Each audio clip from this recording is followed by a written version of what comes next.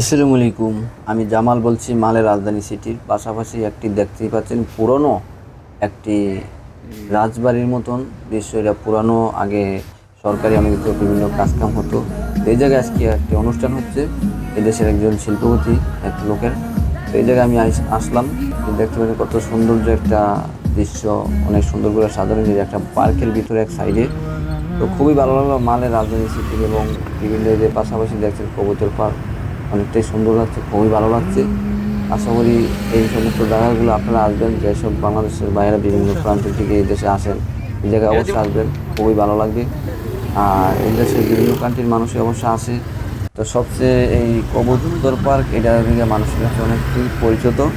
এই জায়গায় সবাই আসে, আইসা সেলফি সবাই নেয় ডাক দেয় বিভিন্নভাবে ফোন ঘোরে। দেয় নাকি? তো দেখার মতন একটি জায়গা মালদ্বীপ, অত্যন্ত সুন্দর একটি দেশ। তো খুবই ভালো লাগে। তো মানুষে এই যে দেখতেই পাচ্ছেন বিভিন্ন কান্ট্রির